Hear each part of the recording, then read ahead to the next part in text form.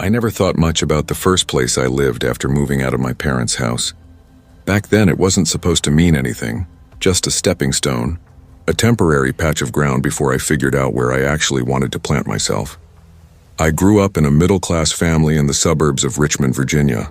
My parents weren't bad people, just the kind who measured worth in milestones. College by 18, job by 22, marriage by 25. I could never breathe under that clock. By 20, I was desperate for space, any space that was mine. So when I finally moved out, I didn't care that the apartment was a dump. It sat at the far edge of the city, tucked behind a flickering gas station and a boarded-up laundromat. The two-story complex sagged from neglect, paint peeled like sunburned skin. The walls were yellowed with nicotine ghosts and the carpet bore stains that told stories no one wanted to hear. Every appliance wheezed like it was dying, but the rent was cheap, really cheap. And at that age, cheap felt like freedom. There were maybe 20 units total. Most tenants were community college kids, single parents, or people hanging on by their fingernails. Despite the decay, the place had its rhythm. You'd hear laughter and arguments echoing through paper-thin walls, music bleeding from balconies, kids shrieking in the lot while adults smoked under the dull orange glow of the streetlight. It was loud, messy, alive, except for one man everyone knew about him. Unit 14, directly across the breezeway from mine. Nobody knew his name. He never joined our late-night beer circles or even nodded when someone said hello. He just existed, watching. You'd see him often near the laundry room out back. He never washed clothes, not once, but he'd stand there leaning against the frame, eyes unfocused like he was waiting for something to come out of the dark. His outfit never changed. Faded jeans, gray sweatshirt, worn brown work boots. Always the same. At first, everyone wrote him off as the resident creep. Every low-rent complex has one. The unspoken rule was simple. Keep your head down, mind your business, and hope he does the same. For a while, that worked. My next-door neighbor in Unit 12 was a girl about my age, Elena Carson, second year at the community college.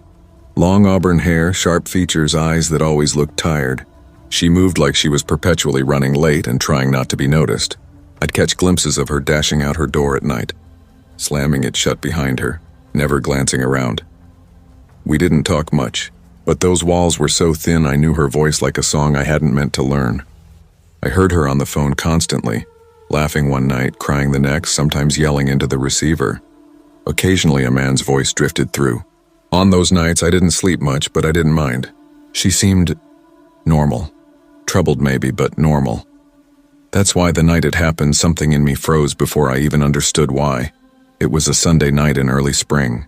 I'd been drinking cheap beer with a few neighbors in the parking lot until close to midnight, then stumbled inside and collapsed into bed. Sometime around 2 a.m., shouting tore through my sleep.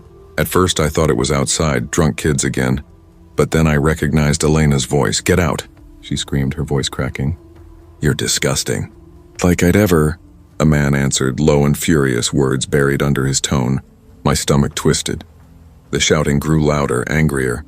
Something slammed hard against the wall, so close it rattled the picture frame above my bed. I sat there, heart thudding, frozen halfway between fear and responsibility. I'd never heard her argue before. I grabbed my phone, thumb hovering over 911, but then that quiet, cowardly logic crept in. It's probably just a boyfriend fight. They'll work it out. Don't get involved. So I didn't. I pressed my face into the pillow, pretending not to hear the muffled sob that came after. Eventually it went quiet. When morning came, regret sat heavy on my chest like a hangover I hadn't earned. The air in the breezeway felt off, still heavy, too quiet. Elena's silver Honda Civic was still parked in her spot beside mine. That meant she hadn't left. I knocked on her door. "Hey, Elena. You okay?" Silence. I knocked again, harder this time. "Hello?" "Elena?" Nothing. Only the faint hum of the vending machine at the end of the hall, and the feeling that I'd already waited too long to care. Still nothing. The silence pressed against me, thick and unnatural. I was about to knock again when I heard another sound, the slow, gritty creak of a door behind me. Across the breezeway. Unit 14. The door was cracked open just enough for a pair of eyes to glint through the darkness. "The creep. Can I help you?" he rasped, his voice dry and hollow like it hadn't been used in weeks. His pale face emerged from the shadow of his doorway, unblinking. his jaw working as though forming words hurt. "I'm just trying to see if my neighbor's okay," I said, gesturing toward Elena's door. "You hear anything last night?" His eyes narrowed to slits. "Why all the knocking?" I shifted, uneasy. "Because she's not answering, and her car's still here." A pause. Then, in a tone so faint I almost missed it, he asked, "You didn't hear anything?" Before I could respond, he hesitated. His throat bobbed. Then, almost reluctantly, he said, "Her name was Elena." "Was?" I repeated, the word catching like a splinter in my throat. "What do you mean, was?" He gripped the edge of the door until his knuckles turned bone white. Sweat gleamed on his forehead. "I don't know," he muttered, voice trembling, eyes darting toward the floor. "Listen, man," I said, my voice climbing without my permission. "I heard yelling last night. You did too, don't act like you didn't. If you saw or heard anything, you need to tell me." He just stared at me, unblinking, like he was trying to remember how to breathe. Then, barely moving his lips, he whispered, "I don't know." His breathing grew shallow. His shoulders tightened. Every instinct in me screamed that something was wrong with him, more than just awkward wrong. "Dangerous wrong. I'm not trying to accuse you of anything," I said quickly, raising both hands, trying to diffuse the tension. Why don't you come inside?" He interrupted. His voice flattened, drained of emotion. "We can talk about it. It's early." My skin crawled. "No thanks," I said immediately, taking a step back. Before I could say another word, he slammed the door. The frame caught my finger mid-swing. "Shit!" I yelled, stumbling back. Pain exploded through my hand, white-hot and blinding. My finger bent at a grotesque angle. I clutched it, swearing through clenched teeth. Adrenaline drowned out the pain. Rage replaced fear. Without thinking, I kicked his door hard. I expected a dull thud. Instead, the lock gave way with a brittle crack. The door flew open, and what I saw inside will follow me until the day I die. The living room looked like something out of a fever dream. No, a slaughterhouse. Torn, blood-soaked clothing covered the floor. Bras, underwear, socks, all women's, hung from the furniture like sick trophies. The air was thick with the stench of iron and rot, and in the center of the carpet, Elena, or what was left of her. Her body had been dismembered, arranged in a perfect circle drawn in her own blood. Her auburn hair, once beautiful, was hacked into clumps and taped to the walls like grisly wallpaper. A piece of her scalp still clung to a strand beside an overturned laundry basket. The man from Unit 14 stood frozen in the corner, eyes wide, mouth open in a soundless scream, like even he couldn't believe what he'd done. I stumbled backward, bile burning my throat. "Oh my God," he twitched, just once, then took a step toward me, hands trembling, lips quivering as if he wanted to speak. I bolted. Instinct took over. I didn't think. I didn't fight. I just ran. Down the breezeway, bare feet slapping the concrete, nearly tumbling down the stairs. My breath came out in ragged gasps as I tore into the parking lot, fumbling with my phone. My fingers shook so badly I nearly dropped it. By the time the police arrived, the door to Unit 14 was shut tight again. They pounded, shouted, then finally broke it down hours later. He was gone. The apartment was exactly as I'd seen it. Elena's remains displayed like an obscene ritual, but the man had vanished. They combed the woods, the roads, even the storm drains. Nothing. News vans crowded the lot for days. Reporters cornered tenants. Everyone had a story about how strange he was, but no one knew his name. The landlord later admitted the lease had been signed under a fake ID. He was never found. I broke my lease the next morning.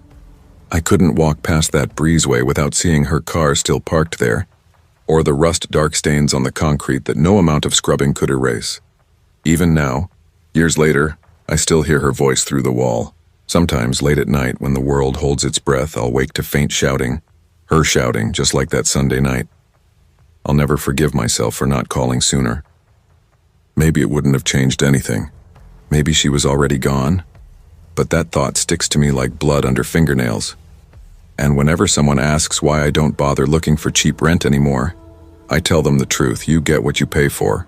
And sometimes, what you pay for is living next door to a monster.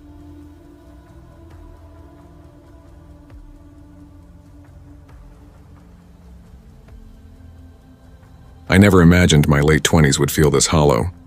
By now I thought I'd have it figured out. Married, maybe, a kid on the way, a house I could call my own, something solid to hold on to. Instead, I was back in my parents' house, sleeping in the same creaky twin bed I'd had since high school, surrounded by faded posters curling off the walls and the faint, stale drift of my dad's cigarette smoke seeping in from the garage. It wasn't that I'd failed completely. I had a decent job at a logistics firm, steady hours, good pay. I'd even saved enough for a down payment. On paper, I was doing fine.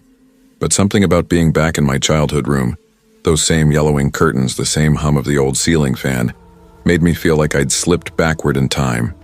Every time I scrolled through social media, I saw old classmates posing in front of new homes, posting baby pictures, announcing engagements. Each smiling post felt like a small incision, something clean and deep that reminded me how far behind I was.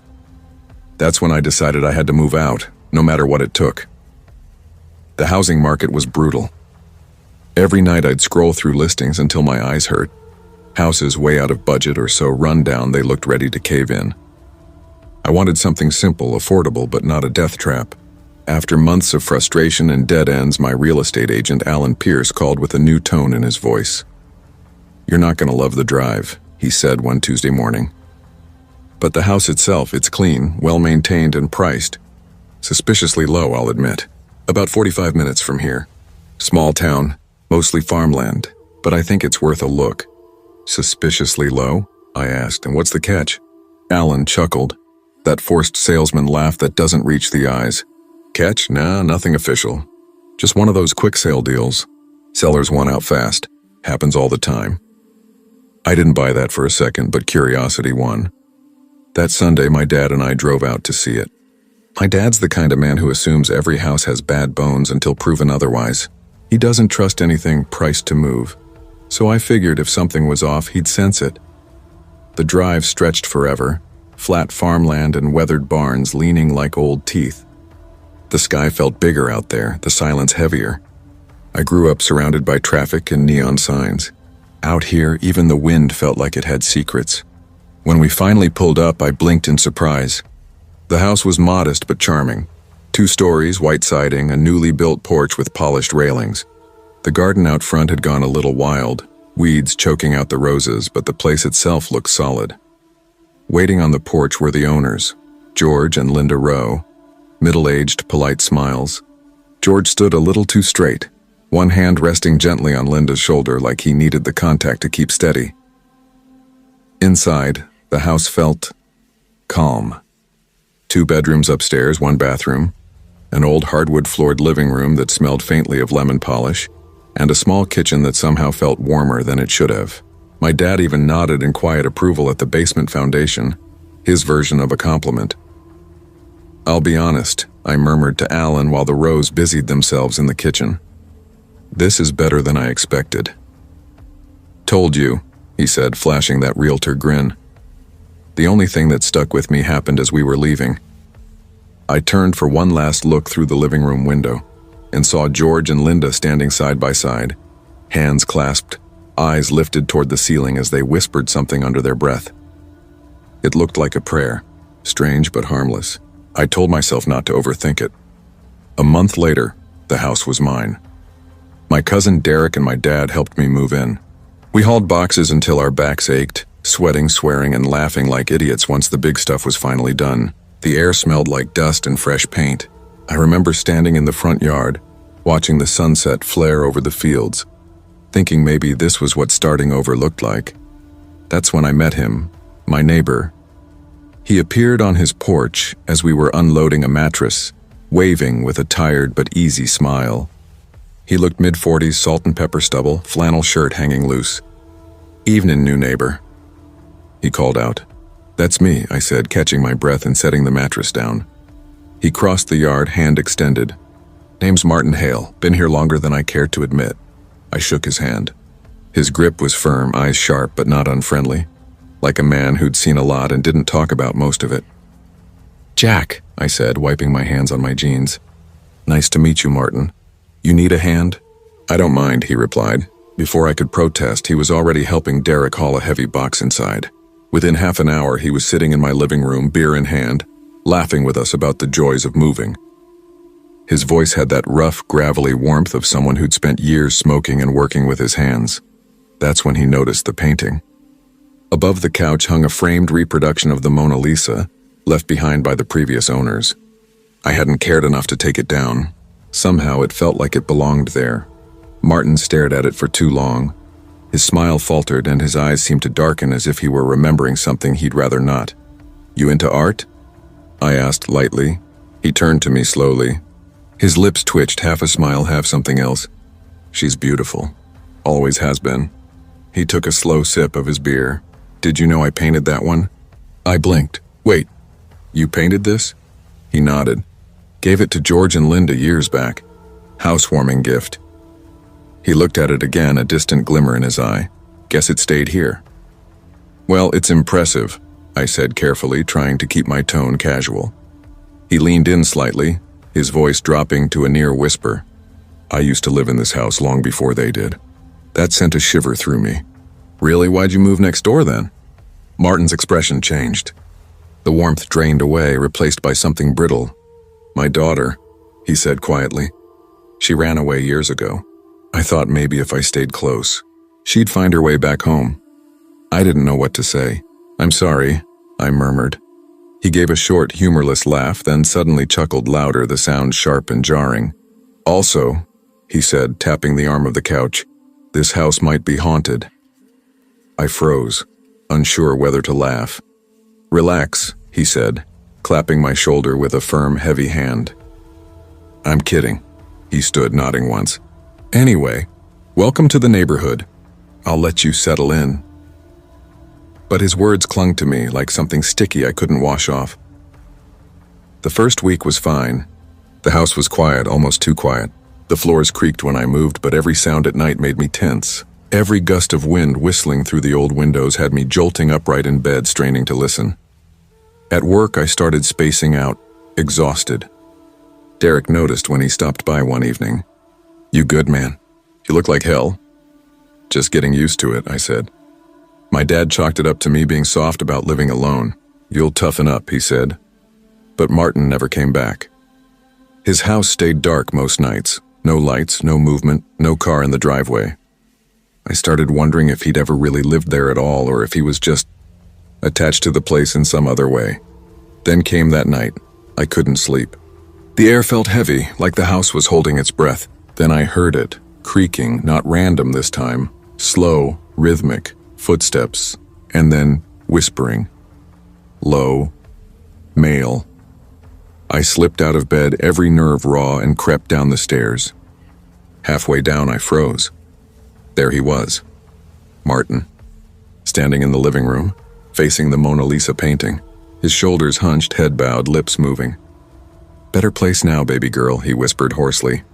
"Daddy loves you. Forgive me." Did what I had to do. My blood went cold. He wasn't talking to me. He was talking to someone who wasn't there. He finished, kissed his hand, pressed it gently to the painting, then turned and walked calmly out the back door. I heard the lock click behind him. For a moment, I couldn't breathe. My hands shook as I grabbed my phone and whispered to 911 that someone had broken in. As I waited for sirens, panic twisted into something else. Anger, dread, a need to know. I snatched a flashlight and the small axe I kept in the hall closet. My eyes wouldn't leave the painting. Before I even realized it, I tore it off the wall. Behind it, the plaster looked wrong, uneven, patched over. My pulse thundered in my ears. I swung the axe, once, twice. Chunks of plaster flew. Then, the smell hit me. Rot, wet, sour, and unmistakable. When the light hit the opening, I saw hair, skin, bone, the decayed body of a girl, curled up behind the wall. The police arrived minutes later. I stumbled out to the lawn, babbling, shaking, pointing at the house. When I told them what I'd found, their faces changed. No more skepticism, just grim focus. They stormed next door. Moments later, a gunshot split the air. By the time they went inside, Martin was gone. Self-inflicted wound. The investigation filled in the blanks. His daughter, Emily Hale, hadn't run away. She'd been abused for years. One night he killed her in that house, sealed her behind the wall, and gifted that painting to the new owners to cover it up. The Rose, the couple before me, claimed they never knew. Just heard strange noises, felt uneasy. Selling cheap was their escape. I was left with nightmares. I still see him standing in front of that painting, whispering to her corpse. I moved out months later. The house was sealed, renovated, and sold again.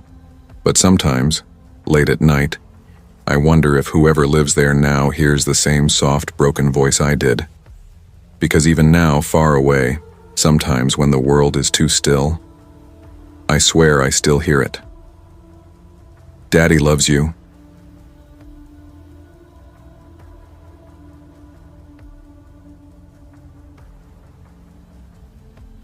I never thought moving into that old double house on the corner of Lincoln Avenue would change the way I looked at people forever.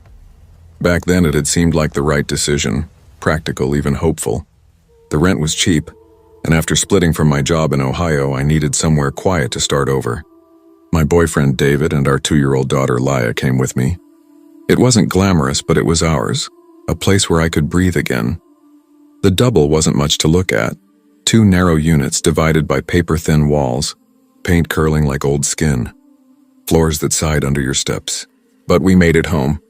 I hung Laya's crayon drawings on the fridge, stacked my chipped thrift store mugs in the cupboards, and told myself the silence from next door was normal. On one side lived an older couple who barely waved. On the other, a middle-aged man named Carl and his girlfriend Patty. I never spoke more than a polite hello to them. For the first few months, life was steady. I picked up part-time shifts at the laundromat down the street. David hustled handyman jobs. Our days revolved around Laya, her laughter, her naps, her tiny shoes scattered across the hallway rug. We didn't have much, but we were happy. Maybe that's why I ignored the moments that should have meant something. The uneasy flicker in my chest when I caught Carl watching from his porch too long. Or the way Patty's voice always died the second I stepped outside.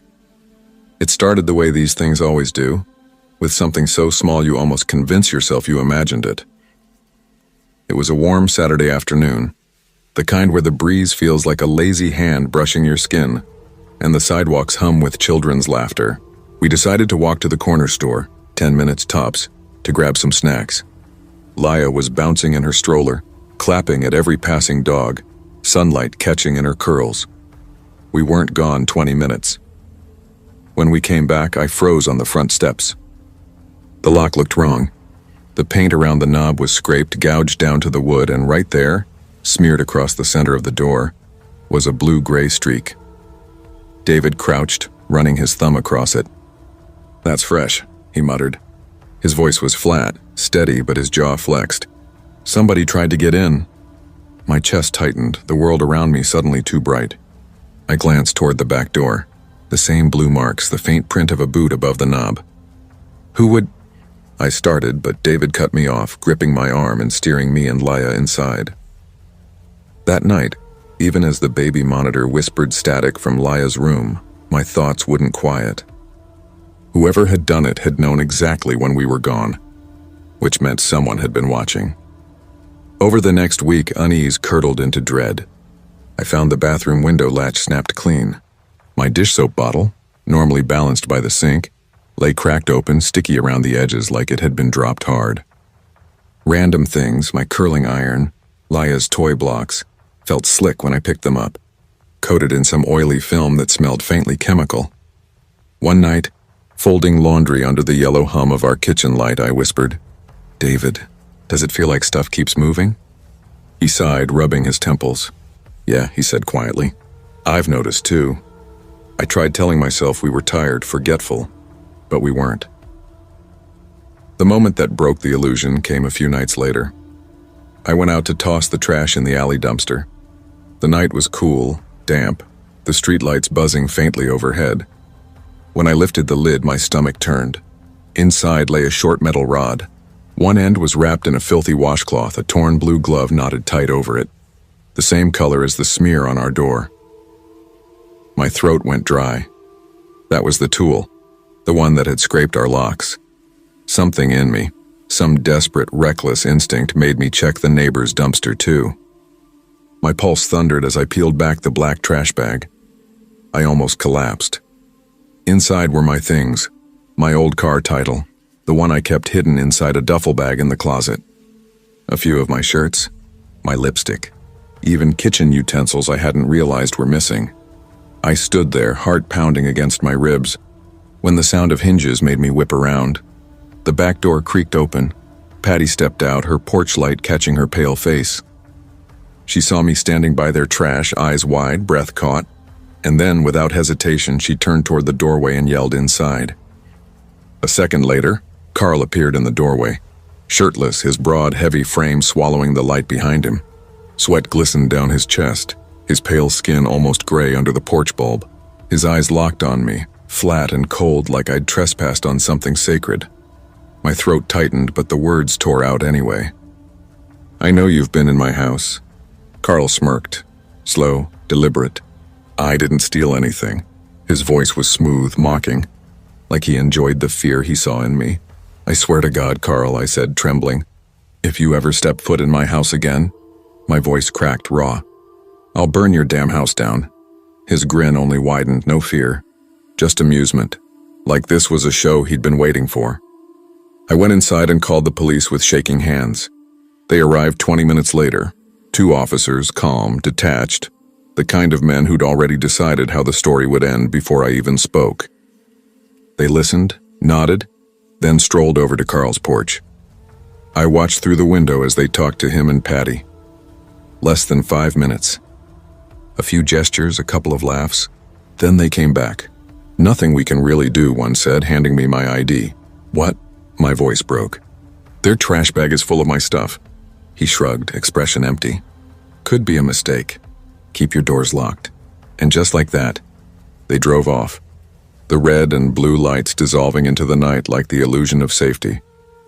Within minutes, Carl was back outside, phone pressed to his ear, grinning at me from the shadows, a look that said, "You lost." It happened fast after that. Headlights swept through the alley. Cars rolled in, one after another, engines rumbling like thunder.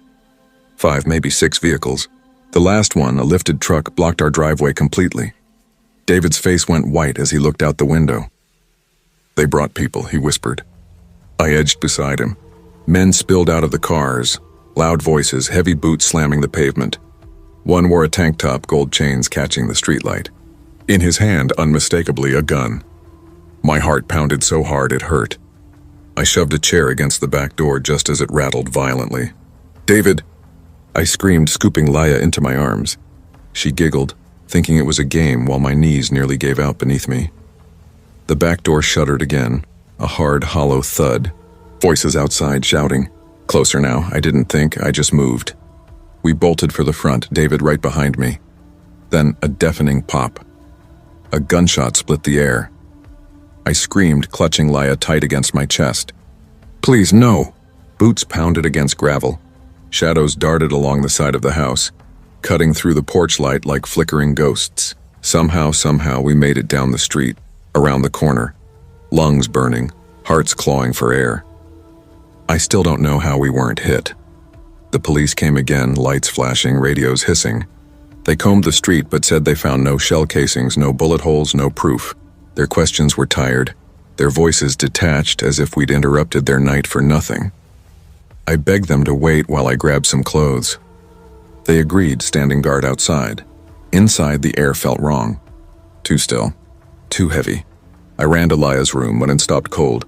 The smell hit me first, sharp, acrid, like something dying and chemical all at once. It burned my nose. My eyes watered. Weed killer. A whole gallon emptied across the carpet, her tiny clothes, her diapers, soaked through with poison. My knees buckled. I gagged, covering my mouth. They'd been inside again. While we ran for our lives, they'd broken back in and poisoned my child's belongings. I grabbed what little was untouched, a blanket, a stuffed rabbit, and fled. That was the last night I ever slept in that house. We moved across town within days. Nothing came of it. No arrests. No charges. Not even a follow-up call. Sometimes I still wake up in the dark, drenched in sweat, heart pounding, sure that Carl's smirk is somewhere close. I dream of blue smears on doors, of oily fingerprints on toys, of running barefoot through the night with Laya in my arms while shadows close in. But the scariest part isn't what happened. It's what never got answered. Why us? How many times were they inside watching us sleep? And why, even after the police stood on our porch, did no one care enough to stop it? Those questions keep me awake longer than the memory of the gunshot. Because in the end, it wasn't just our neighbors who failed us. It was everyone. And I know now, I'll never get closure.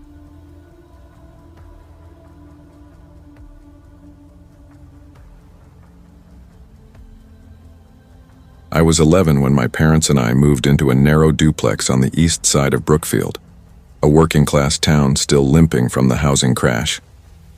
I didn't understand much back then, not why we had to abandon the only house I'd ever known, or why Dad had started drinking from cans he didn't even bother hiding anymore. All I knew was that smaller meant cramped bedrooms, thinner walls, and a backyard that didn't really belong to us. The place looked tired. Beige siding flaked like sunburned skin, the driveway was cracked and uneven, and the wooden fence out back leaned the way old men do when their knees give out. Mom said it was temporary, just until we got back on our feet. Dad never echoed that hope. He came home late from the steel plant every night, shirt streaked with grease, hands trembling from exhaustion, eyes older than the day before. The neighbors tried to make us feel welcome. The weekend after we moved in, they gathered for a little housewarming. I remember the smell of potato salad and beer, the clatter of folding chairs, and Mom's laugh. Too loud, too practiced. People brought casseroles and chipped dishes and swapped stories about the neighborhood. After the noise swelled too much, Mom touched my shoulder. "Bedtime, honey. Big day tomorrow." I protested, but she smiled the tired smile that meant there was no point. My bedroom shared a wall with the living room, so even after lights out, I heard every muffled voice. Mostly dull chatter, jobs, bills, property taxes. But then someone mentioned the man who lived next door, Mr. Raymond Keller. "He used to be a nice guy," a woman said, her voice slurred with wine. "After the divorce, though, he changed." "Changed how?" Mom asked, trying to sound casual. "He was quiet before, but now he's off, keeps to himself. Built those hedges high enough to block out the sun. Nobody sees him except when he's out there gardening, day and night. That's all he ever does." Another voice chimed in, uneasy. "Gardening, sure. But I've seen him come out of that greenhouse looking filthy, like he's been digging through more than just soil." Laughter followed, thin and nervous. I lay there, staring at the ceiling, not understanding half of it. But I caught the tone. That mix of curiosity and fear adults use when they're pretending something isn't wrong. A shiver crawled down my back. That was the last night I remember sleeping easy in that house. A week later, curiosity won. The stairwell window faced the backyard, and from there, I could just make out Mr. Keller's side of the fence. He'd built it tall and solid, the top lost under overgrown hedges that tangled like barbed wire. Beyond them, his yard looked wild, feral almost. Rows of swollen plants and bright flowers glowed unnaturally, fed by something richer than sunlight. In the corner loomed a greenhouse, its glass fogged over, the inside just green shadows shifting in the light. One afternoon, while I was watching from the window, I finally saw him. Mr. Keller limped out of the greenhouse, clothes dark and damp with soil, or what I told myself was soil. His eyes darted around, shoulders tight like someone afraid of being seen. Then he vanished back inside. Something twisted in my stomach. I tried to tell myself he was just lonely, that he found peace in his plants. But the way he moved, furtive, guilty, gnawed at me like a whisper I couldn't ignore. That night, under a washed-out moon, I did something stupid. When my parents were asleep, I crept out the back door, the hinges moaning softly. The grass was cold under my bare feet. I crossed our patchy yard and climbed the leaning fence. The hedge clawed at my arms, leaving stinging scratches. On the other side, the air felt thicker, humid, almost alive, with the heavy scent of damp earth and something sour underneath. Something metallic that clung to the back of my throat. I crouched low between the hedge and the fence, heart hammering so hard I could hear it in my ears. The air felt swollen with that same sour metallic scent when suddenly the back door of Mr. Keller's house burst open. He stepped out, clean. Shockingly clean. His hair was neatly combed, his dark suit pressed and perfect under the moonlight, a tie knotted with care. The man I'd seen before, caked in dirt and shadow, was gone. In his place stood someone precise, composed. His limp was still there, but faint now, deliberate, as if he'd been rehearsing the movement. He walked toward the greenhouse with unsettling calm. Stopping at the door, he whispered, "I miss you, Evelyn. But you left me, didn't you? You left, and now it's my duty to keep us alive, to keep what we planted alive." He straightened his tie with trembling fingers, drew a breath that shuddered through his chest, and unlocked the greenhouse. What came next has replayed in my head every night for over 10 years. Inside, I could hear him talking softly, cooing like a child comforting a doll. His voice wavered between sobs and giggles, each sound twisting tighter around my nerves. Then came the metallic scrape, chains dragging, something heavy shifting, and a faint buzzing hum, rhythmic and mechanical, like a saw, then a scream, not his. Muffled, raw, torn from somewhere deep and helpless, the kind of sound that makes your body go rigid before your mind even catches up. I couldn't move. Every instinct screamed run, but fear and disbelief held me in place like roots. Minutes crawled by. Then the greenhouse door opened again. Mr. Keller staggered out, his suit ruined, splattered with something dark that glistened wet in the moonlight. His expression was wrong. His lips moved in half-formed words, eyes shining with a mix of joy and grief, like someone mourning and celebrating all at once. He muttered, "She's blooming now. She's finally blooming," before vanishing back inside his house and slamming the door. My chest heaved. My knees trembled.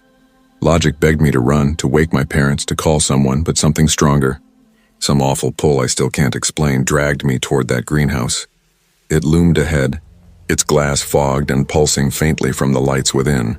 My fingers shook as I reached for the latch. The door creaked open. The smell hit me first. Copper and rot.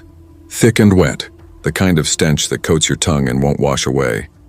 Then my eyes adjusted. She was hanging there. A woman, arms and legs bound in chains, her skin pale under the dim light. Her back was slit open, flesh peeled apart like butchered meat. Her ribs were bent outward, grotesquely flared like wings. And worst of all, her lungs moved. They rose and fell. Shallow, dragging breaths scraping the air. I slapped a hand over my mouth to choke back the scream clawing its way up my throat. Her eyes found mine, cloudy, glassy with pain, pleading silently, "Help me." I bolted. I don't remember climbing the fence or cutting my hands or crossing the yard. My body just ran. I remember bursting through our back door, gasping, shaking, tears blurring everything. I shook my parents awake, stammering, choking on words that made no sense even to me. The woman. "Greenhouse and chains. She's still alive." At first they tried to calm me. Dad said it was a nightmare. Mom held me tight, whispering that everything was okay. But when I couldn't stop shaking, when I wouldn't stop crying, they called the police. By the time the cops arrived, the greenhouse was spotless. No chains, no woman. No blood, just plants, lush, enormous, dew-slick, and impossibly green.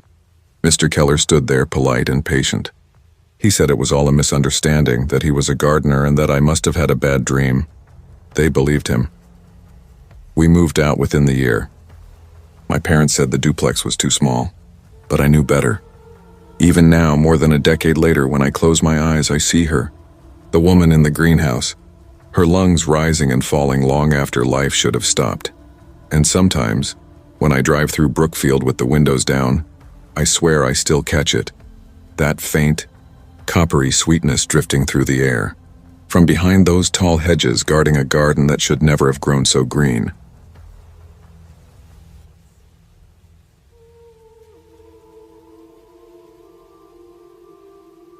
I moved into a quiet neighborhood on the outskirts of Columbus, Ohio, in early spring of last year. Back then, I was barely keeping myself together. Winter had chewed me up, a bad breakup, nights that felt endless, a downtown lease that was about to expire along with my patience. I needed somewhere still, somewhere cheaper, quieter, a place untouched by the ghosts of what used to be. The house I found wasn't perfect, but it was good enough. A squat one-story ranch with faded green shutters, a patchy lawn that struggled to stay alive, and a small fenced backyard. The price was right and the street was calm. Retirees tending flower beds, older couples walking tiny dogs, the distant hum of sprinklers instead of sirens. After years of city noise, it felt like air I could actually breathe. The place next door belonged to Eric Dalton, around my age, early 30s maybe, with dark hair shaved close on the sides and a beard that always looked like he'd started trimming it but got bored halfway through. His house was a little bigger than mine, with a yard that sloped down toward a thin tree line. In the far corner stood a rust-colored metal shed, tall and ugly, locked shut with a heavy chain, the kind you'd see on a construction site. From my bedroom window I could see it perfectly. Sometimes in the mornings the metal caught the light and for a second it looked like it was bleeding. I assumed he kept tools or maybe a motorcycle in there. At first we didn't talk much, just casual waves while dragging out trash bins or mowing lawns. He worked from home too, though I never asked what he did. There was something about his clipped, careful way of speaking that told you not to ask follow-ups. About a month after I moved in, he showed up on my porch holding a six-pack. Figured it was time I introduced myself, he said, offering me a cold can of Miller Lite. We sat on my back deck, the air still carrying that early spring chill. He was easy enough to talk to, sharp, funny in a dry kind of way. We both liked hiking, though from how he talked it sounded like he hadn't gone in years. We shared a taste for old crime thrillers, the slow, gritty kind where no one smiles. He had opinions about everything, movies, sports, politics, and if you disagreed, he'd debate it like a defense attorney. Still, when he laughed, it softened him. I remember thinking maybe I'd lucked into a decent neighbor. Over the next few months, we hung out more often. Beers on the weekend, fight nights on TV, small talk that sometimes ran late. He was intense, sure, but not in a way that made me wary. Not yet. The shift happened one night after a couple drinks. I joked about how loud he got when he played video games. "Man, you really get into those," I said, laughing. His expression changed instantly. The humor drained out of his face. "You saying I'm too loud?" His tone went hard, flat. "It was just a joke," I said quickly, hands up in mock surrender. He stood abruptly, the chair scraping the deck. His knee hit the table and a beer bottle tipped, rolling and spilling foam. "Don't tell me how to live in my own damn house," he snapped, and before I could answer, he walked out through the gate and disappeared into the dark. I texted him the next morning, a short apology, trying to smooth things over, but he never replied. That was the quiet death of our easy friendship. Weeks went by. No waves from the driveway, no sound of his music or voice. Then one night, around 2 a.m., I woke to the sound of screaming. Muffled, desperate, not close, but real. For a second, I thought it was part of a dream, but when I sat up, heart hammering, it didn't stop. It was faint, panicked, like someone crying through their hands. I pushed aside the curtain. The street outside was black and still, houses sleeping. But the sound, it was coming from Eric's yard. I hesitated, then grabbed my flashlight and stepped into the cold air. Gravel crunched under my bare feet. The screaming cut off just as I reached the fence. I swept the beam across his yard, trees, the rusted shed, nothing else. The silence felt heavier than the sound had been. "Eric?" I called softly. No answer. Not even a breath. His house was completely dark, the windows blank, the shed standing like a hulking shadow in the far corner of his yard. Something about it felt wrong. Too still, too heavy, like it was listening. I hovered by the fence, heart pounding, the flashlight trembling slightly in my hand. I didn't feel right climbing over. I wasn't that kind of neighbor. So I called the non-emergency police line instead. A cruiser rolled up about half an hour later, lights off, but engine humming softly. The officer, a broad man with tired eyes, listened as I explained what I'd heard.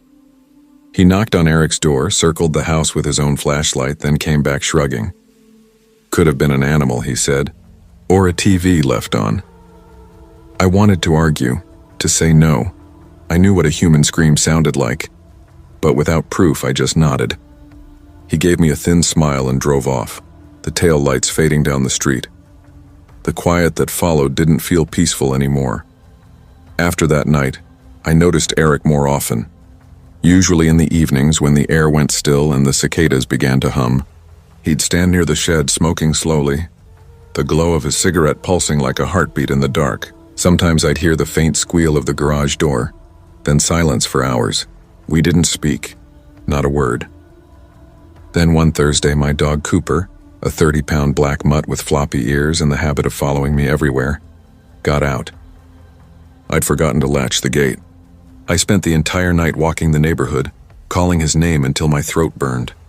Printed flyers, knocked on doors, nothing. Cooper never wandered far, never ignored me like that. The not knowing was worse than grief. The next morning, Eric waved from his porch. A big grin spread across his face. It should have been a friendly gesture, but it made my stomach twist.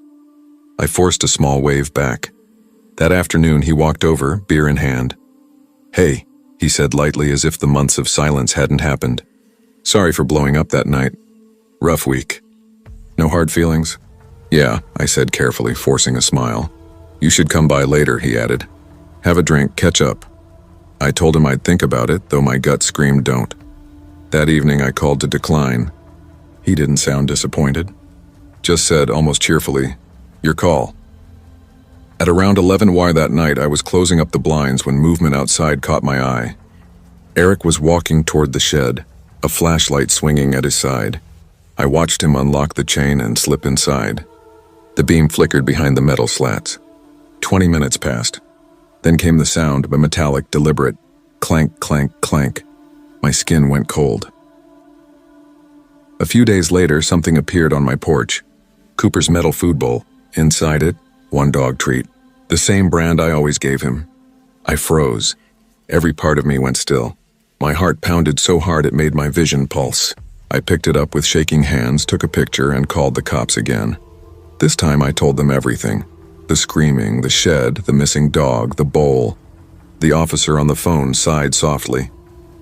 "I get it," he said, "but unless you have proof, photos, witness, something tangible, there's not much we can do. You could file a theft report if you think he took your dog, but we can't get a warrant off a hunch." I wanted to scream. Instead, I just thanked him and hung up. A week later, I was in my backyard watering plants when I felt someone behind me. I turned and there he was, Eric, standing inches away.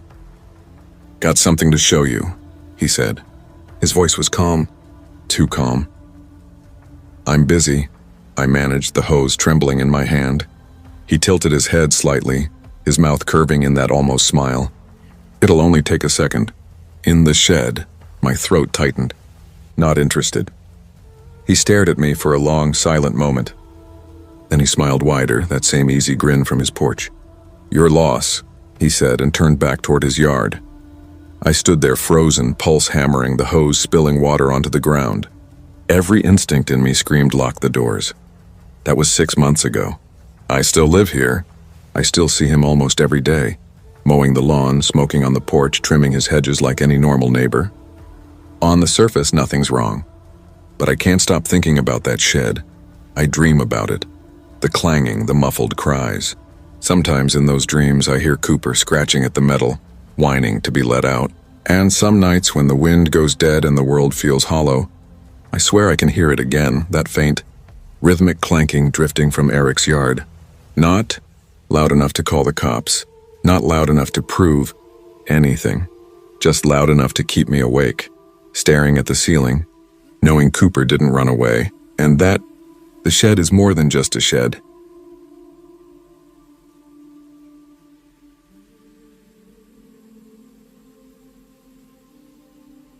I never thought I'd end up back here, in the same house where I'd scraped my knees on the porch, steps and learned to ride a bike in the driveway. But life has a way of circling back on itself when you least expect it. My mother left this place to me after she passed. Richard and I once talked about downsizing, but the idea never stuck. The house was already paid off, and by the time our 3 kids were grown and gone, we were too tangled into Alderwood Lane to imagine uprooting. It's a modest 2-story, brick with pale blue shutters, nothing flashy, but every wall hums with old laughter and arguments, birthdays and quiet dinners. I can still see my youngest, Anna, sitting cross-legged on the porch at 6, chalk dust on her knees, sketching crooked suns across the steps. David, my middle one, spent endless evenings out in the driveway, dribbling until the basketball's echo merged with the crickets. And Lisa, my oldest, slipping through the screen door after midnight, thinking the creak didn't wake me. It always did. Now they're all scattered across the country, jobs, spouses, apartments that smell like new paint. I couldn't be prouder, but sometimes the quiet in this house feels like it's pressing against my chest. Richard still keeps himself busy, a handyman at heart. always off somewhere tightening pipes or repainting someone's deck. I've been retired a few years now. My days move slow, tender. Mornings are for coffee and knitting or reading on the porch swing. Afternoons for trimming the hydrangeas, pruning roses, and sitting with a glass of iced tea as the neighborhood hums around me.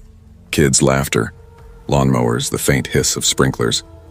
And then, of course, my guilty pleasure, true crime podcasts. Richard teases me, says I'm feeding paranoia into my brain. I tell him it's just noise, something to fill the silence. You've always been a people watcher, he says. He's right. I've always loved studying the small things people do when they think no one's watching. Gestures, glances, the stories that live in silence. For months, though, nothing much happened. The house across the street, number 47, sat empty, blinds drawn tight, its lawn thinning to brown patches. The Bransons, an older couple, had sold it and retired to Florida. Since then, the realtor's sign leaned half buried in the ground like a forgotten headstone. It bothered me, that empty house. An empty house feels wrong, like a missing tooth in a smile. Then, one spring morning, a moving truck growled down the street, followed by a glossy black Audi that looked like it belonged in a magazine. Out stepped a young man, mid-20s at most, tall, clean-cut, hair slicked back, a fitted blazer on despite the warm air. Looks like Wall Street just moved to Alderwood, Richard murmured behind his coffee mug. The young man caught us watching and lifted a hand in a friendly wave. I smiled and waved back. A few days later, he crossed the street and introduced himself. "Hi, I'm Caleb Dunn," he said, offering a firm handshake and the kind my father always said marked good character. His smile was easy, almost rehearsed. He told us he was from Chicago, freelancing in marketing for brands and online personalities. I nodded like I understood, though truthfully I couldn't imagine what that meant. To me, marketing was still billboards and radio jingles. Whatever it was, it seemed to pay well. Caleb was polite, articulate, confident, without arrogance. He and Richard bonded almost instantly over basketball stories, their laughter echoing down the driveway. He seemed ambitious but kind, maybe a touch lonely. For months, it was pleasant having him there. He kept his yard trimmed, waved whenever he passed, sometimes stopped for a short chat. And then, sometime around midsummer, I started noticing her. The first time I saw her, I was pruning the roses. The sun was high and sharp, catching on the shears as I trimmed a stubborn stem. A little white convertible purred up the street and parked in front of Caleb's house. Out stepped a young woman, no older than 22, with long blonde hair that shimmered in the Sunday light. She wore a short dress and heels, the kind of outfit you'd expect outside a nightclub, not in our quiet corner of Alderwood Lane. She didn't knock. She unlocked the door with a key and walked straight inside. I paused, shears in hand, the scent of cut petals hanging around me. Probably his girlfriend, I thought. Young people move fast. But her visits grew strange. Sometimes she came when Caleb wasn't even home.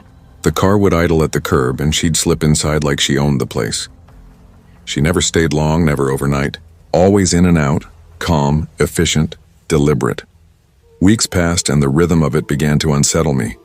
Then, one blistering afternoon in July, I was watering my hydrangeas when shouting cut through the hum of cicadas. Across the street, Caleb and the blonde stood in his driveway. Their voices were sharp, brittle with exhaustion. "You don't get to just show up whenever you want." Caleb's voice cracked, not angry but pleading. "You never answer me," she snapped back. "What are you hiding, Caleb?" Her hands sliced through the air and her voice carried so clearly that neighbors' curtains began to twitch. "Ellie, this isn't working," he said finally, his tone softening. "We need space. Time apart." She glared at him, lips trembling between a sneer and a sob. Then she turned, slammed the car door and peeled off. Tires shrieked against the pavement, echoing down the block. That was the first time I heard her name. Ellie. After that fight, something in the air shifted. Her visits didn't stop. They multiplied. I'd see her white convertible parked there when Caleb wasn't home, her figure slipping through his front door like a ghost that refused to leave.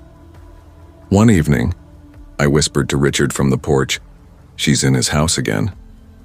He didn't look up from his newspaper. "Not our business, Margaret. Let the boy figure out his own mess." I tried to listen, I did, but every time that car appeared, a pit opened in my stomach. Something about her presence felt wrong, too quiet, too certain. Then came the night everything broke. It was close to 2 in the morning when I woke to sirens tearing down Alderwood Lane. Red and blue light flashed across our bedroom walls, bouncing off the framed family photos. I shook Richard awake. We rushed outside, joining our neighbors, a half circle of robes and slippers beneath the street lamps. Caleb's house was a frenzy of police cars and an ambulance. My breath hitched when 2 officers led Ellie out in handcuffs. Her hair was tangled, her dress torn and stained. Her face was blank, no fear, no anger, no remorse. Just a hollow stare. She didn't resist. She didn't even look around. Moments later, paramedics wheeled Caleb out on a stretcher. His shirt was soaked dark with blood, his face ghost pale, eyes fluttering open only for a second. I gasped, loud enough for one of the officers to glance toward me. He survived. Barely. A week later, Caleb returned home, frail and bandaged. Richard and I brought over a casserole and knocked on his door. He let us in without hesitation. The living room was half-packed, boxes stacked neatly against the wall as though he'd already decided to leave. He sat heavily on the couch, shoulders slumped. "She stole my spare key months ago," he said quietly. "Made a copy. Started breaking in while I was at work. She went through everything, my phone, my drawers, my computer. I didn't even notice at first." His eyes flickered toward the window. "She planted cameras," he whispered. "Tiny ones. In the bedroom. The office. Changed the batteries every time she came back." I felt a chill crawl down my spine. "She wanted control," he muttered, rubbing at the bandages on his arm. "Said if I didn't do what she wanted, dinners, jewelry, trips, she'd ruin me. I tried to end it that night. Told her it was over for good. She came back with a knife." His voice broke. If the police hadn't gotten there when they did, he didn't finish.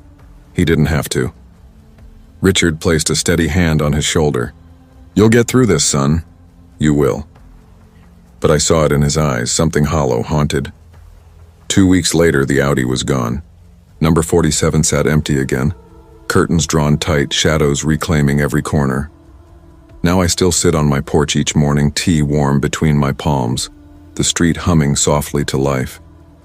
But when I glance across the road, all I see is the memory of flashing lights, the echo of sirens fading into the night. And I can't help wondering how many of us live beside someone whose story we'll never truly know until it's too late.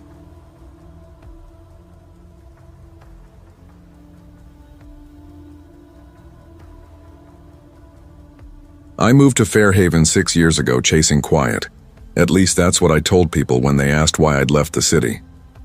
I wanted slower mornings, a backyard of my own, a neighborhood where people waved from their porches instead of brushing past without looking up. Pinewood Lane seemed perfect.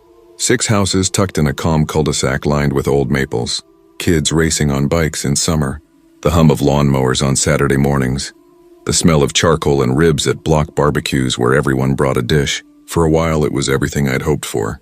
I'd grown up in apartments where the neighbors were strangers, walls were thin, and your life leaked through them whether you wanted it to or not. My father drank. My mother worked doubles. Noise filled every corner. When I finally saved enough for a down payment, I swore I'd find somewhere peaceful. Fairhaven wasn't fancy, but it was steady. I liked steady. But no place is perfect. Every street has that one house people whisper about, the one you keep at arm's length.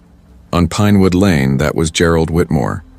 Gerald lived in the largest house at the far end of the circle. The first time I saw his yard, I thought it looked artificial. Rows of grass so perfectly even it looked carpeted, each blade the same bright emerald green. Not a single brown patch, not even in August when the rest of ours went dull. At first I was impressed. Then I realized Gerald didn't treat his lawn like pride. He treated it like scripture. Every week the same green trucks would roll up, landscapers unloading gear while Gerald stood outside barking orders. The first time I saw it up close, I was kneeling in my front garden pulling weeds. Across the street, Gerald was on his porch screaming at 2 men edging the grass. His voice carried like a siren. "You call this a straight line? Are you blind? Do it again." The younger landscaper muttered something under his breath. Gerald spun so fast I thought he might swing. He didn't, but the look in his eyes froze me. Cold, flat, deliberate. He wasn't yelling out of frustration. He was enjoying it. I turned back to my weeds, pretending not to hear. But that was the moment I started paying attention. The real red flag came last summer. Gerald asked a teenage boy down the street, Lucas Miller, 14, to look after his house while he and his wife Linda went on vacation. Lucas's parents thought it was an easy gig. Water the flowers, grab the mail. Easy money. But the morning Gerald left, Lucas showed up at his parents' kitchen table clutching a letter, eyes wide. I happened to be visiting when he unfolded it. The letter was 5 pages long. Typed numbered instructions. Lucas must visit 3 times a day, no less than 4 hours apart. Living room lights on at exactly 6:45 p.m., off at 10:30 p.m., kitchen lights on at 8:15 a.m. sharp. Off at 8:40 a.m., do not step on the lawn under any circumstance. Shoes must be removed before walking on the concrete path. Water flowers only with the provided watering can. Hose strictly prohibited. Never enter the home. Switches must be operated using the stick with the loop provided in the foyer. Failure to comply will be documented. Surveillance will confirm compliance. At the bottom in bold, any deviation will result in immediate termination. Do not test me. Lucas's mom pressed her hand over her mouth. His dad muttered, "What the hell is this?" "That's insane," I said quietly. Lucas stared down at his sneakers. "I don't want to do it anymore." His parents agreed. They called Gerald that afternoon to back out. I was still on their porch when the shouting began through the phone. Gerald's voice so loud we could hear every word. "You agreed." "Your son agreed. This is binding." "It's not binding, Gerald," Mr. Miller said evenly. "We're not comfortable with this arrangement. You people are unreliable. All of you. Unreliable." Click. The next morning around 6, Gerald was pounding on their door. I watched from my window as Mr. Miller stepped outside in pajama pants, hair a mess.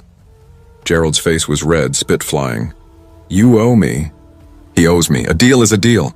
Another neighbor, Dan Rogers, a retired cop, crossed the street. "All right, Gerald, calm down." Gerald jabbed a finger at him. "I'll let it rest if I get to bare-ass spank the boy." "What?" Dan barked. "You heard me." "No," Mr. Miller snapped. Gerald's whole body trembled. "Then this isn't over." He stormed back to his house, slamming the door so hard it rattled. That was the moment our neighborhood stopped laughing Gerald off as quirky. After that, people started noticing Linda less and less. She used to be warm, always chatting at block parties, always smiling, but soon she was gone from view. If she appeared at all, it was fleeting. Watering flowers at dawn, fetching the mail at dusk. And if Gerald was outside, she wasn't. One winter morning, Carla from across the street saw Linda standing in the driveway, her arm in a sling and a deep purple bruise spreading under her eye. The air was so cold Carla's breath came out in puffs as she crossed the street. "Linda, honey?" she asked softly. "What happened?" Before Linda could answer, Gerald stepped out from behind her. "She slipped on ice," he said flatly. His hand clamped down on her shoulder, thumb digging in. Carla swore later that Linda's eyes met hers for just a second, and that single, silent look twisted her stomach. That winter, identical envelopes appeared in every mailbox on the block. Inside was a glossy pamphlet from Gerald's landscaping company and a typed note. "It is mandatory that no other home on Pinewood Lane employ these landscapers. Failure to comply will result in legal action." At first we laughed. There was no HOA, no rules, just Gerald's obsession bleeding through the paper. But the fact he'd gone to the trouble made the laughter die quick. Dan began keeping a folder, dates, photos, statements. "Mark my words," he said one night. "This is going to end badly." The scariest moment came that spring. Na and Alex, a young couple new to the block, had just gotten a puppy, a quiet thing that mostly stayed behind their fence. One night around 2 a.m., their doorbell rang. Alex opened the door and froze. Gerald was standing just beyond the fence, the porch light glinting off his glasses. "You know," Gerald said, voice low, "the first time that dog gets out, you won't have a dog anymore." Alex blinked, confused. "What?" Gerald reached down to his belt and pulled out a pistol.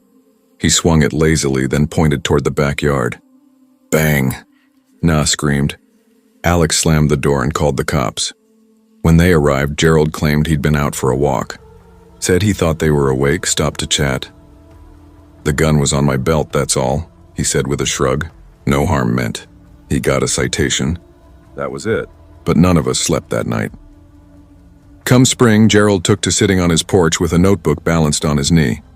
Every time someone walked or drove by, he scribbled something down. What he was writing, nobody knew. I stopped walking past his place entirely. Then the Thompsons put up a swing set in their backyard. One afternoon they came home to find tire tracks cut deep through the grass. The swing set flattened, chains twisted like vines. No one saw it happen, but the tread matched Gerald's massive truck. Dan's folder grew thicker. By midsummer, the tension was a living thing. Kids weren't allowed outside without an adult. Cookouts stopped. Every whispered conversation ended with the same question. What about Linda? One Saturday after a heavy storm, I saw Linda outside alone for the first time in months. Her hair was damp, her sweater clung to her, and her hand trembled as she tried to right a toppled flower pot. I crossed the street, heart hammering. Linda, hey! Do you need help? She froze. Her eyes darted toward the house. Linda, I said gently, you don't look okay. We're worried about you. If you need... The front door slammed open. Gerald stormed out, rain plastering his shirt to his chest. She's fine, he barked. His hand clamped around her wrist hard enough to make her wince. I stepped back as he dragged her inside. That night, Dan called for a welfare check. Police arrived, knocked, waited. Gerald answered, smiling too wide. Everything's fine, he said. Linda appeared behind him, eyes hollow, nodding. I'm fine. They left. By August, Gerald was unraveling in public. He cornered people at the grocery store, spitting venom about Linda's friends, about her sister being too fat to sit on their toilet, about nosy neighbors who didn't know their place. Then came the night of the fire. It was past midnight when the smell of smoke dragged us out of bed. The street glowed orange. Gerald's backyard burned, flames clawing at his truck, sparks leaping to the trees. Sirens screamed down Pinewood Lane. We stood outside in clusters, faces lit by the firelight. Gerald stood shirtless in his driveway, staring at the blaze, his notebook still in his hand. His expression didn't change. Linda was nowhere to be seen. The fire was ruled accidental, electrical. None of us believed that. After that night, Gerald was gone.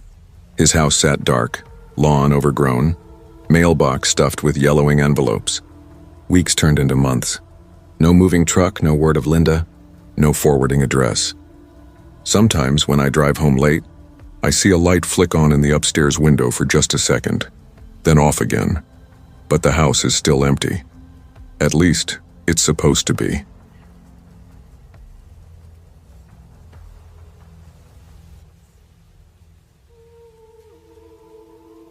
I was 27 when I took a job that, on paper, sounded like the best opportunity I could have hoped for. It was 2016, and I'd just burned through a string of night shifts that had wrung every ounce of energy out of me. Bartending, warehouse stocking, even a brief and miserable stint at a call center. None of it felt like a life. So when I was offered a live-in position as a home health aide, I said yes before I even asked what the pay was. My patient's name was Cale Rivenhart, 21 years old, and his struggles were layered like sediment. Asperger's, sensory processing disorder, borderline personality disorder. On top of all that, he'd gone down the rabbit hole with drugs. Whatever his so-called friends put in front of him, he took. His mother, Marissa Rivenhart, had finally stepped in after a series of disasters, including the time Cale drained his bank account under the influence of people who saw him as an easy mark. The court had declared him legally incompetent. That was when she decided someone needed to live with him full-time. Cale's condo was inside a gated community on the edge of Silver Pine Ridge, a suburb built around a polished golf course where even the silence felt expensive. The sidewalks shone, the lawns were trimmed to perfection, and the neighbors all wore the same brand of polite smiles. Most of them were retired couples who spent their mornings golfing and their evenings gossiping at the clubhouse.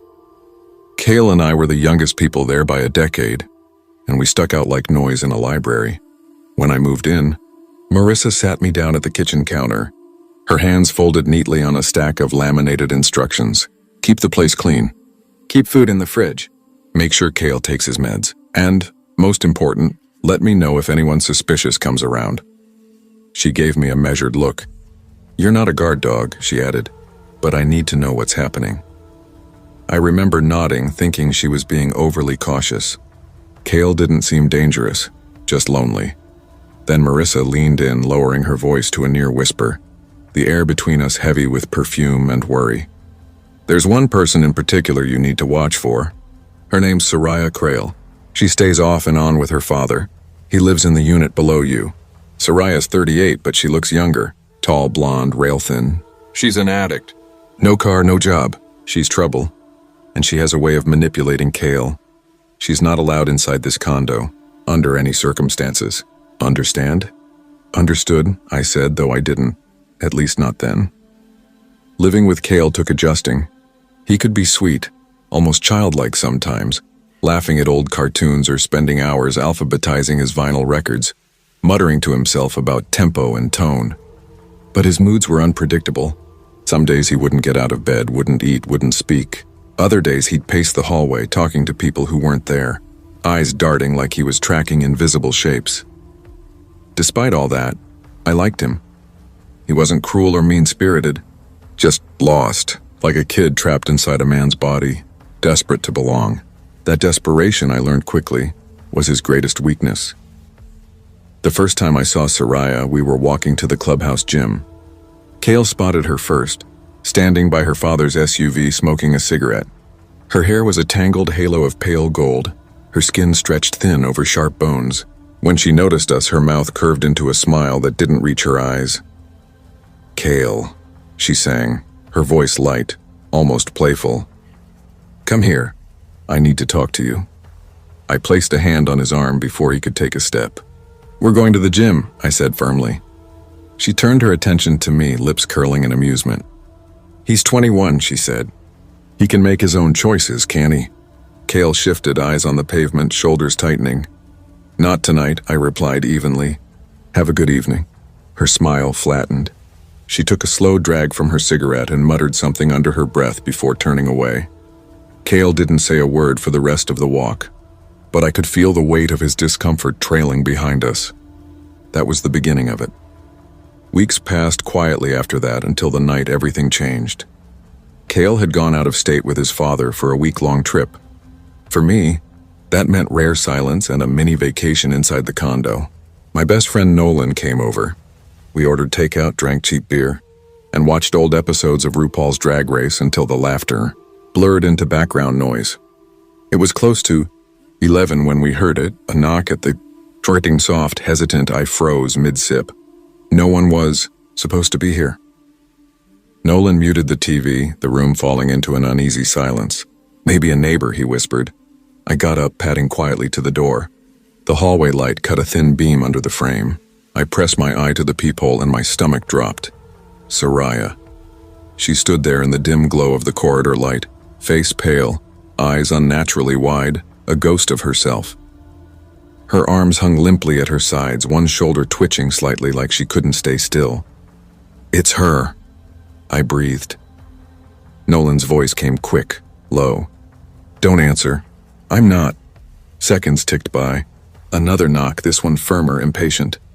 When I didn't move, she lingered for a moment, then drifted down the hall, her shadow sliding out of view. We sank back into the couch, neither of us speaking. The TV flickered silently, its colorful lights painting the walls while the air thickened with unease. 5 minutes later, the piece shattered, a pounding, loud, violent, the kind of knock cops use when they've already decided what they're about to find. My beer can slipped from my hand. "She's back," I hissed. I moved to the door again, pulse hammering in my neck. Through the peephole, her face had transformed, eyes blown wide, hair wild, sweat glistening on her forehead. She looked feral. Then she started shouting, "Kale, open up, I need to talk to you right now. He owes me money. I need a ride, Kale." Her voice cracked the silence like glass. Finally, I lost my composure. "He's not here, Soraya, go home." Her gaze snapped toward the door like she could see me through the peephole. When she spoke again, her voice was different, low, rasping, edged with something dangerous. "Then you take me. Right now. To my boyfriend's." "I can't," I said, my voice trembling despite my effort to sound calm. "I've been drinking. Go home." Her scream tore through the hallway, raw and piercing. She slammed her fist against the door so hard the frame shuddered. Then, silence, footsteps, the fading echo of fury retreating down the hall. Nolan turned toward me, face pale, jaw tight. Dude, she's high as hell. We didn't sleep much after that. Every creak, every shifting pipe in the walls sounded like footsteps coming back. The next morning, sunlight barely touched the blinds when another knock came. Sharp. Official. I groaned. You've got to be kidding me. She's back already. But when I checked the peephole, my stomach hollowed out. Not Soraya. A police officer. I opened the door a crack. Beyond him, the parking lot swarmed with red and blue lights. Squad cars lined the curb. A white van with crime scene unit stenciled on the side gleamed under the morning sun. Neighbors huddled in clusters, whispering. Morning, the officer said, his voice clipped but calm. We're conducting an investigation. Did either of you hear anything unusual last night? My throat went dry. We had an encounter with the neighbor, Soraya Crail. She was here around 11, banging on the door, screaming. His face darkened. She's in custody. Her father was found dead in his unit this morning. The world tilted. The officer continued, voice steady. Do you know if Cale Rivenhart owns a crossbow? I froze. My mouth opened, but the words stuck. Finally, I forced them out. Yes, but it's been missing for weeks. He exchanged a look with another detective standing behind him. We'll need you both to come down to the station for some questions. Behind me, Nolan muttered under his breath. Holy shit.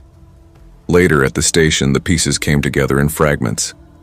The detective's tone was detached, clinical, as if he were describing a storm that had passed rather than a nightmare still bleeding into morning. Soraya, deep in heroin withdrawal, had tried to manipulate Cale into driving her to her boyfriend's place. When he refused, she went downstairs to her father's condo. He said no, too. The argument escalated. She grabbed Cale's stolen crossbow and shot her father in his own living room. Afterward, she'd taken his truck, driving aimlessly until the police noticed her swerving across lanes. When they tried to stop her, she fled. 2 counties, high-speed, headlights streaking through the dark. The chase ended in a crash.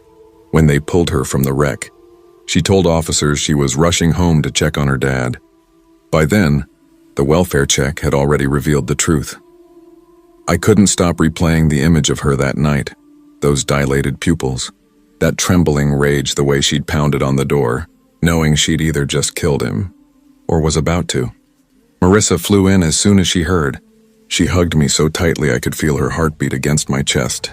If she had gotten inside, she whispered, voice shaking, I don't even want to think about what might have happened to you. Neither did I. After that, the condo never felt the same. Every unexpected knock made my pulse spike. I'd stand frozen, staring at the door, half expecting to see her shadow again through the peephole. Cale struggled with the news. He swung between guilt and confusion, muttering that it was his fault that she'd only wanted to see him. I tried to reassure him, but the shadow of that night never really lifted.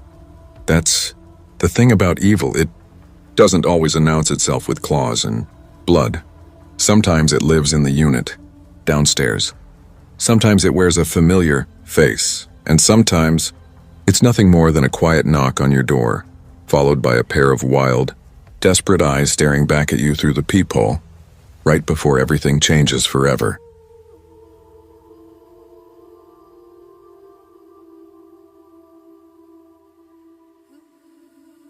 I never thought moving away from my family would feel so liberating, and at the same time so dangerous. When I left my parents' house in Dublin 2 years ago, all I wanted was air. Real, breathable air that didn't taste like tension or arguments. Every day at home had felt like walking through a minefield.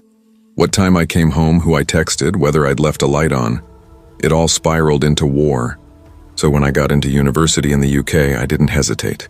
It wasn't just a new country. It was a clean slate. My first year in student halls was everything I'd dreamed it would be.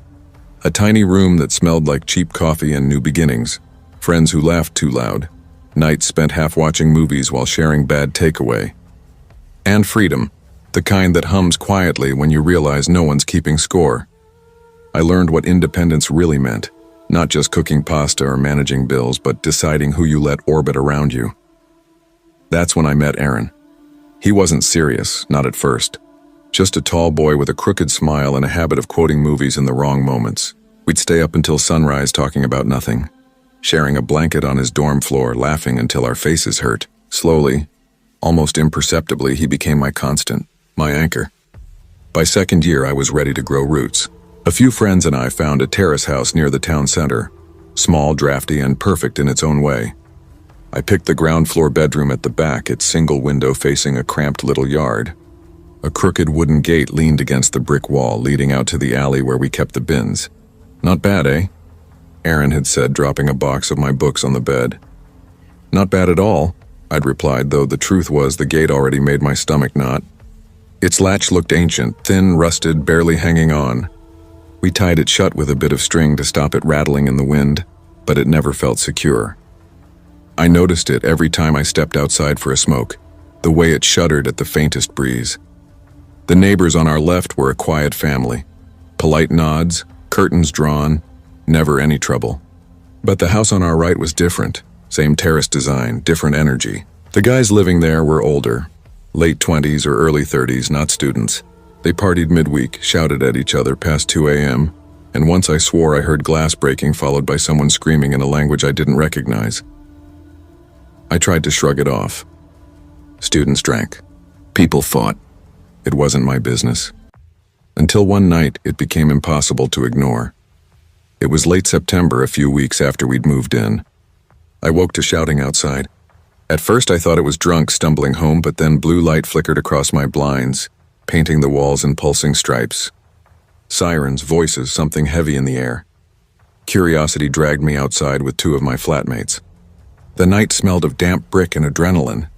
On the pavement stood one of the men from next door, shirt shredded, his chest slick with blood that gleamed under the streetlights. His arm was gashed open, his forehead split wide enough to show the raw red beneath. Jesus Christ, I whispered. Two officers wrestled another man in handcuffs toward a van, shouting over each other. I caught the word knife. The injured one swayed, trying to steady himself. And before I could stop myself, I stepped forward.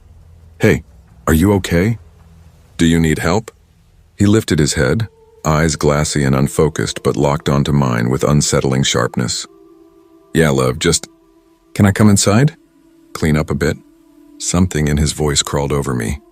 That smile, too wide, too calm for someone bleeding like that, didn't belong on a victim. His hands twitched, sticky and trembling, but he was hurt, and I couldn't just leave him there. Bathroom's that way, I said quickly, motioning him inside. He limped down the hallway, glancing at the pictures on the wall as if he lived there. You're kind, he murmured. Most people wouldn't. One of my flatmates fetched an old t-shirt and he dabbed at his cuts, muttering thanks. But the whole time I could feel his gaze. It wasn't curious, it was hungry. Then he leaned closer, his breath sour and warm. You've got pretty hair, he said softly. Bet your boyfriend doesn't appreciate it enough. I froze. My pulse hammered in my ears. Okay, I said, keeping my tone steady. I think you should head home now. He chuckled, low and broken, something muttered under his breath I couldn't catch. Then he stumbled back out into the flashing blue night. That was the last time I willingly spoke to him. For weeks I managed to avoid him. I'd see him sitting on the curb smoking when I left for class, eyes following me. But I kept walking. Kept pretending. Until one afternoon outside the corner shop I heard that voice again.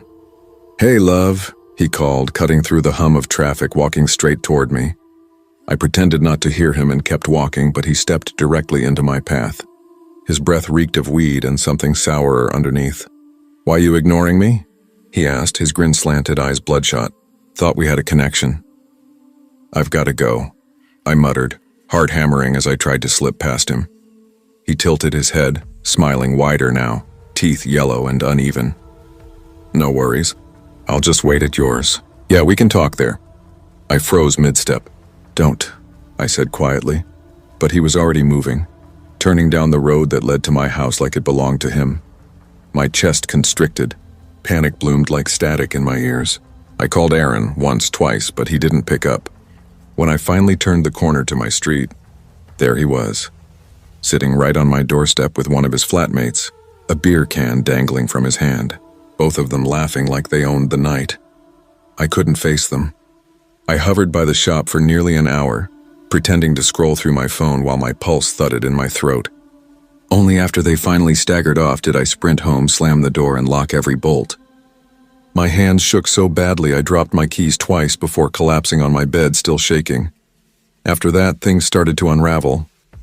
One evening, I stepped outside for a smoke and froze. The gate was wide open. The string we'd tied to keep it shut was cut, clean, deliberate, like with a knife. My stomach dropped. None of my flatmates had been out that day. "Aaron, I don't like this," I whispered over the phone. "Then don't use the yard," he said softly. "I'll fix the latch properly when I'm over." He did. We replaced the string, secured it tight, but 2 nights later it happened again. Gate open, string sliced, always at night. The shouting from next door grew worse too. Deep, guttural arguments that went on for hours. Sometimes it sounded like furniture slamming against walls. Other times, just endless, incoherent screams. We called the council once. Nothing came of it. Then came that night. Aaron was staying over, asleep beside me. He's the heaviest sleeper I know. The kind of person who could doze through a thunderstorm. But around 3 a.m., he suddenly grabbed my arm and whispered, "Shh, do you hear that?" I held my breath. For a few seconds, only silence. Then, faint, low voices drifting from the yard. Whispers. My blood ran cold. We both sat up. The sound of the gate slamming open cracked through the quiet. Wood against brick, sharp and violent. Then footsteps on gravel, slow and deliberate, right beneath my window. I'd left it cracked open because of the heat. The voices grew louder. One of them rattled the back door handle. Soft at first, then harder, impatient. "Don't move," Aaron breathed. I gripped his arm so tightly my nails dug into his skin. The curtains were drawn, thank God, but I could feel them outside, close enough to touch the glass. Then came the squeal of the window frame as someone tried to push it open wider. I swallowed the scream, clawing at my throat. They muttered something in a language I couldn't understand. The frame creaked again, metal against wood. That was it. Aaron seized my hand. "Go," he whispered. "Now." We bolted. No shoes, no coats, just grabbed my phone and ran barefoot through the hallway, out the front door and into the street. The night air burned my lungs. I called my flatmates, voice shaking, telling them to lock their doors. Then I dialed the police, my fingers slipping on the screen. The patrol car arrived in under 5 minutes, blue lights painting the houses in ghostly flashes. By then, the men had scattered. One was caught in the alley gripping a kitchen knife. The other was found a few streets away, high and laughing like it was all a game. When the police raided their house, they found meth, heroin, and more knives. One of them was sentenced to 2 years for intent to cause harm. But none of that erased what I saw, or what I heard. The sound of my window sliding open, the whispering, the knife glinting in the dark. Even now, back home in Dublin, I wake at the slightest noise. Sometimes I dream of footsteps crunching over gravel, of voices outside my window. I jolt awake, gasping, heart in my throat. Aaron always pulls me close, murmuring, "It's over. They're gone." But I can't stop thinking, what if he hadn't woken me that night? What if they'd made it inside? I don't think I'll ever truly know.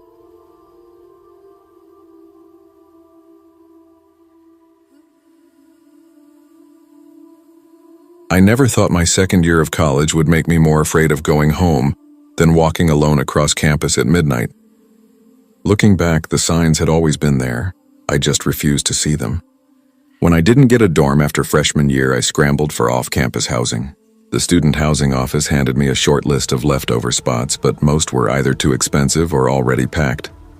Out of desperation, I ended up at a cooperative housing community on the outskirts of town. 3 old Victorian-style houses sat together on a quiet block, 15 minutes from campus by bike. It wasn't ideal. The walls breathed cold air. The pipes rattled like they were haunted, and there were far too many people crammed inside. But it was cheap, and when you're a broke student, that's what matters. Most residents were students like me, sophomores, juniors, a few seniors, but there were outliers too. A couple of grad students, 2 teaching assistants, even a pair of older guys finishing degrees they'd abandoned years earlier. But the one who stood out most from the very first week was a woman named Miriam Hale. From what I could guess, she was in her late 50s, though she looked older. Her gray hair hung unevenly around her shoulders, always a little wild, and she moved with a stiff limp, like some old injury had never quite healed. She rarely spoke, and when she did, her voice came out flat and delayed, like she was repeating words she'd memorized long ago. Most of the time, she just stared, blank, unblinking, long enough to make my skin crawl even while I told myself not to be judgmental. I assumed she had some tie to the university, maybe faculty, maybe an alum allowed to stay on, but no one seemed to know. Whenever I asked, all I got were shrugs. The first time she truly unsettled me was in the common kitchen of our house. The other two houses had their own, so I wasn't sure why she was there at all. A bunch of us were cooking dinner, music humming from someone's speaker, laughter bouncing off the tile. And there was Miriam standing silently in the corner. Not eating, not cooking, not even pretending to be busy, just watching. At first I thought maybe she was waiting her turn, but after a while it became clear she wasn't waiting for anything. She was just there. I caught her eyes once across the room, and I couldn't tell if she was looking at me or through me. But when I turned away, the feeling that her attention had locked onto me wouldn't go. What made it worse was that no one else seemed to notice her. Not a single glance, not a greeting, nothing. It was as if she wasn't even real, though she stood just a few feet away. That night, I mentioned it to one of my housemates, Eli, while we washed dishes. "She does that sometimes," he said, shrugging. "Best to ignore her. Everyone else does. That doesn't freak anyone out?" I asked. Eli chuckled. "You're new here. You'll get used to it." I didn't think I would. A week later, I was studying when I happened to glance out my window and froze. Miriam stood in the middle of the street. It was nearly midnight, the streetlights buzzing faintly in the cold October air. She wasn't on the sidewalk or walking by. She was standing dead center in the road, staring up at my window. The thin cardigan she wore clung to her in the wind. I couldn't imagine she wasn't freezing, yet she didn't move. My first instinct was to duck out of sight. But something in me, some nervous politeness, maybe just stupid habit, made me lift a hand and give a quick, awkward wave. The second I did it, regret hit me like a slap. Miriam's expression shifted, her face stretching into a strange, almost childlike grin. Then she jumped twice, like a kid too excited to stay still, before turning and running clumsily toward the house next door. I sat frozen at my desk, stomach twisted in knots. By waving, I'd confirmed the one thing I didn't want to believe. She'd been watching me, and now she knew exactly which window was mine. The next morning, over breakfast, I tried to sound casual when I asked Nora, another housemate, "Do you know much about Miriam?" My voice still cracked anyway. Nora raised an eyebrow. "Why?" "I don't know," I said, trying to sound casual. "She's just strange, that's all. I saw her outside last night." "She's always been here," Nora said, dismissive, spoon clinking against her mug. "Everyone just leaves her alone. Don't make it a big deal." "That doesn't answer my question," I pressed. Nora sighed. "Look, she's connected to the housing somehow. I think she's like an alum or something. Maybe she helps out. I don't know. People say she's harmless. I wanted to believe that. But harmless people didn't stand in the street at midnight staring into students' bedrooms. Things escalated after that. One night I left my room for water. When I opened the door, I nearly collided with Miriam. She was right there, inches away. I jumped back so hard my hand slammed against the doorframe. Jesus Christ. She didn't flinch, didn't apologize, didn't even look surprised. She just turned and limped down the hallway, silent as ever, like I had interrupted her. It left me shaken. I lay awake for hours, eyes fixed on the door, listening for any sound of footsteps, terrified she might return. Over the next 2 weeks, I started seeing her everywhere. Places she didn't belong. The laundry room in the basement. The stairwell after midnight. Once, out back, she was crouched in the garden, her face hidden by branches until she slowly lifted her head and met my eyes. I kept telling myself I was overreacting. She was just eccentric. Maybe unwell, but not dangerous. Then I lost my room key. Each bedroom still had its original antique lock, a leftover from when the houses were old hotels. Most people didn't bother locking their doors, but I always did. When I realized my key was gone, I tore my room apart searching for it. Nothing. I was furious, mostly because it meant another expense I couldn't afford, copying the spare at the hardware store. But under the irritation, something colder twisted in my stomach. A few nights later, I woke in the dark to a sound, a soft rhythmic bump. Half asleep, I thought it was outside, but then I realized it was coming from inside. The closet. Every 20 seconds or so, there was a faint shifting noise like something brushing against the door from within. My body went rigid. My pulse thundered in my ears. For a long minute, I just listened, hardly breathing. Then I forced myself up. I wasn't going to lie there imagining things all night. I crept to the closet, took one deep breath, and yanked the door open. What I saw made me scream. Miriam was crouched inside. Her wide eyes locked on mine.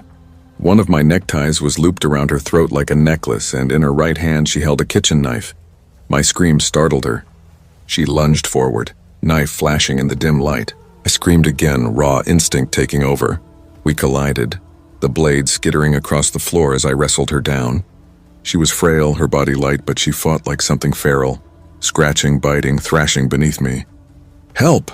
I yelled, my throat tearing with the effort. Doors flew open down the hall. Eli burst in first, then Lee, one of the older students. Together we pinned Miriam to the floor. Her screams turned guttural, almost inhuman. "Call the cops," I shouted, voice breaking. "Someone did," Eli gasped. After that, it was chaos. Flashing blue and red lights outside, police boots thudding through the hallways, Miriam handcuffed and dragged away. When they searched her, they found my missing key in her pocket. The truth came out slowly. Miriam wasn't an alum, not faculty. She wasn't supposed to live there at all. She was the property manager's sister. He'd been hiding her in one of the unoccupied rooms, trying to keep it quiet. She had severe, untreated mental health issues, and instead of getting her help, he'd concealed her in the co-op. When it all unraveled, the manager was arrested for negligence, among other charges. I wanted to feel relief, but all I felt was sick. Sick that I had waved at her that night, sick that she had chosen me, sick that I'd been asleep while she crept into my room with my own key. If Eli and Lee hadn't come when they did, I don't like to finish that thought. I graduate this spring. People keep telling me I'll look back on college as the best years of my life. But when I think of those years, I don't think of parties or classes or football games. I think of the blank, unblinking stare of the woman in my closet. I think of how easily I could have died in the place I was supposed to call home. And I know I'll never truly feel safe living next to strangers again.